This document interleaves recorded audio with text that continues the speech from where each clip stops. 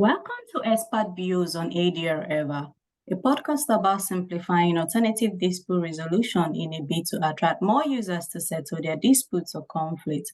With these alternatives, mediation, arbitration, negotiation, conciliation, and early neutral evaluation. My name is DrChinweEgbunike, a postdoctoral fellow at the University of Brighton, United Kingdom, and the fellow of the American Bar Association section of dispute resolution. I'm delighted to welcome Honorable Douglas C. Mintz, retired, to the EVA show. He is a former Connecticut representative and a retired judge. He is currently the co-chair of the Mediation Committee, American Bar Association section of dispute resolution, and a partner at Carmody Law Firm. Honorable Douglas has acted as a mediator in numerous disputes ranging from complex business disputes to product liability. He is a member of the National Academy of Distinguished Neutrals and a panelist as an arbitrator and mediator for the American Arbitration Association. For most of his judicial career, Honorable Douglas served as the presiding judge for civil matters in Stamford and Danbury. He wears many hats, so I've left the link to his profile below. Thank you so very much for coming on the show. Thank you for having me. I'm honored and privileged to be here. Oh, thank you so very much for, honoring the invitation. So without wasting much of your time, the first question is, can you tell me more about your transition from a Connecticut House of Representatives to a judge and then to a mediator? Well, I was first elected as state representative from Norwalk, Connecticut to the Connecticut State Legislature in 1986, many, many years ago. I served for 6 years in the legislature. I was vice chair of the Judiciary Committee. I was also on the Education Committee. It was my love of the law that I wanted to be on the Judiciary Committee. And when the opportunity came along to become a judge, my love for the law allowed me to transition to that position. Mm-hmm. I think my being a legislator helped me as a judge because it allowed me the insight of how the laws were written and allowed me to better interpret the laws as a judge. Then I served for 3 weeks shy of 27 years as a Connecticut Superior Court judge. And in Connecticut, that's the trial level court. So, and as you said, I was the presiding judge of the civil matters for most of my career. So I learned to mediate in that position and mediated and had a lot of settlement conferences in that position, which then that allowed me to transition to the private sector with Carmody, Torrance, Sandick, and Hennessy. And I've been doing that for a little over 3 years now. Mm-hmm. And the training that I got on the bench really has aided me in being a better mediator in the private sector. Okay. So what made you to, decide to become a mediator? Was it because of the advantages of mediating, or, what made you transit? As a judge, I saw that when people mediated their disputes, it empowered them to resolve their disputes themselves, as opposed to having a stranger who happens to wear a black robe in a judge or a jury of 6 people decide the dispute for them. And in mediation, you can be more creative than people can be in court in coming up with a resolution. And it allows you to determine the resolution as opposed to the court. Okay. All right. Thank you. So in 2008, as a judge, you created a foreclosure mediation program. So what does that mean and why did you do that? In 2008, there was the foreclosure crisis, the mortgage crisis in the United States. Okay. And the courts were getting flooded with foreclosures. The Senate chair of the Judiciary Committee, who I knew for many years, called me up, and I had sort of become the expert in Connecticut on foreclosures. And he called me up and said, hey, the legislature needs to do something about this foreclosure crisis that's coming. Do you have any ideas? Mm-hmm. And I actually seen an article that morning about a foreclosure mediation program in the city of Cleveland, Ohio. And I said, what about creating a foreclosure mediation program in Connecticut? Wow. And he said, that's a great idea. So we created a program out of whole cloth. Mm-hmm. The first thing I did after I hung up from the Senate senator is I called our Chief Justice and said, can I do that? Yeah. And she was very gracious and she said, sure. So I worked with the legislature to come up with this program. And when I did it, I thought, well, if we could save a few people's houses through mediation, we'd be doing a service. Well, it turns out the program has saved tens of thousands of families' homes. And the reason that mediation works, in a foreclosure, there's a power dynamic that the banks really have all the power and the homeowners don't have any power. And the mediation process sort of balances those power. Yeah. And the mediators that we use in the Connecticut Judicial Branch are full-time judicial branch employees who are trained mediators. And they are able to bridge the gap. And there were a lot of federal programs that were available for modification of mortgages and allowed the homeowners to take advantage of that. So it was a really successful program. Even though I was a judge when I did it, it was one of my proudest legislative accomplishments. Oh, that's good to know. So, as a co-chair of the Mediation Committee, what has this section achieved so far? Well, I got to tell you, I became co-chair of the American Bar Association Mediation Committee a little over a year and a half ago. And we followed in the footsteps of some phenomenal co-chairs in Susan Guthrie and Judith Starr and Ed McDevitt. Ed McDevitt stayed on as one of the co-chairs.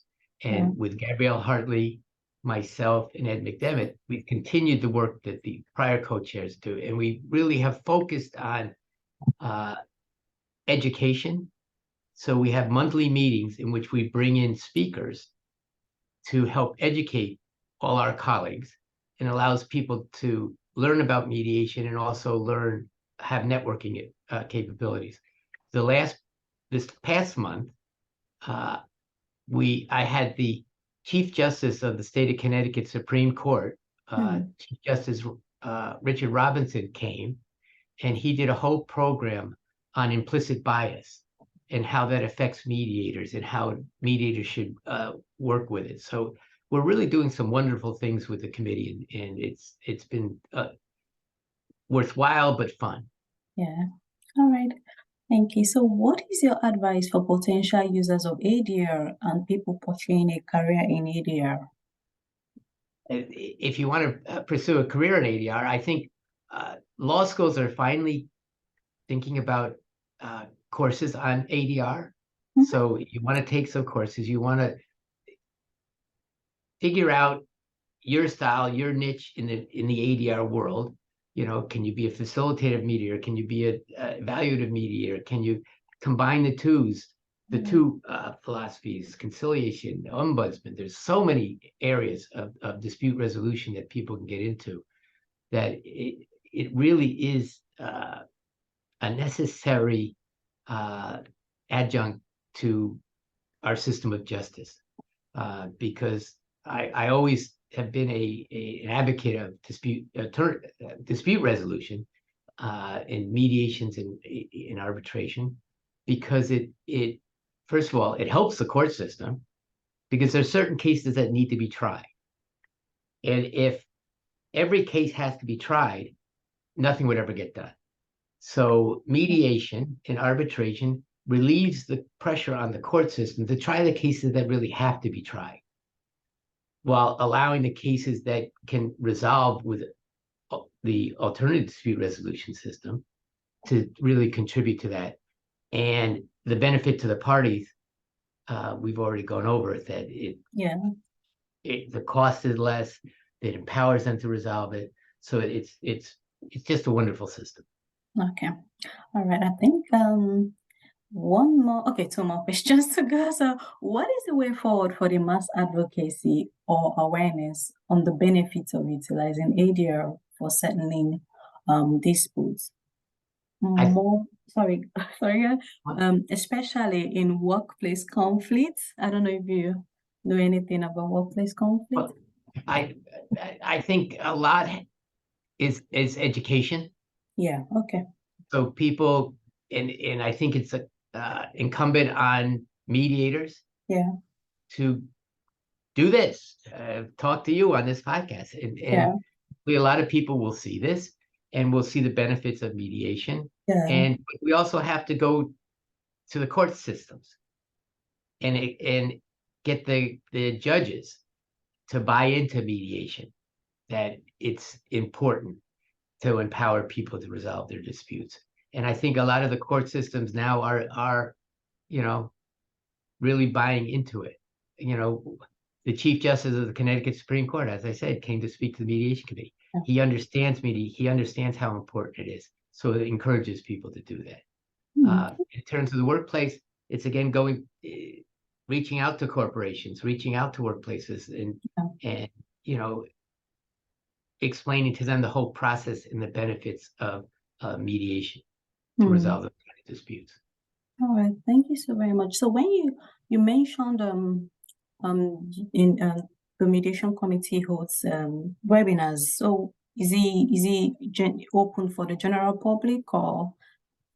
Well, no, the ABA Mediation Committee, you have to be a member of the Mediation Committee to take advantage of it. So we encourage, and that's one of the things as the co-chairs we want to do is encourage more people to join the ABA, join the dispute resolution section, and in particular, join the Mediation Committee, because I think we have around 400 members, something like that. Yeah. But, out of the whole country, it would be a lot more. And if people can see the benefit, that there is a real value added benefit to your practice by joining because of the education things that we do, we'll keep gaining members. Yeah. All right. Thank you so very much for that. So on the final question, can you tell me about your law firm? My law firm is Carmody, Sandick and Hennessy. We actually we have 80 lawyers, which is in Connecticut a fairly big law firm. We have 3 offices, one in Stamford, one in Waterbury, one in New Haven. But Jay Sandak of Carmody, Sandick and Hennessy is really the godfather of mediation in Connecticut. He started educating when I was on the bench. He came to me as a judge and said, mediation really is important and really is a good thing. And we talked, and so it's a firm that has empowered me to allow me to do these mediations private. We've actually recruited another retired judge to join us, Judge Johnny. And he was a well-respected mediator on the bench. We're trying to expand our ADR practice because the firm recognizes that it's an important aspect of the practice of law. So I'm very excited to be here, and they've been very good to me. Oh, wow. Awesome. Thank you so very much for offering profound insights into the achievements of the MBA Mediation Committee, the benefits of utilizing ADR mediation precisely, and finally, why parties should opt for ADR as well. And I appreciate your insights on this discourse, and also thank you for taking out time from your busy schedule to come on this show. I truly appreciate it. And to my listeners, carry on. Okay. Can I thank you? I want to thank you for what you do, because these kind of podcasts are so important for us in the ADR world. Yeah. Get the message out. So I want to thank you for doing what you do. Oh, thank you for your support, and to the MBA for their support as well. Section of dispute resolution. So for my listeners, thank you so very much for your constant support. Stay tuned same time for more episodes on the achievements of the American Bar Association section of dispute resolution. All right. Take care. Bye-bye. Take care. Bye. Cheers.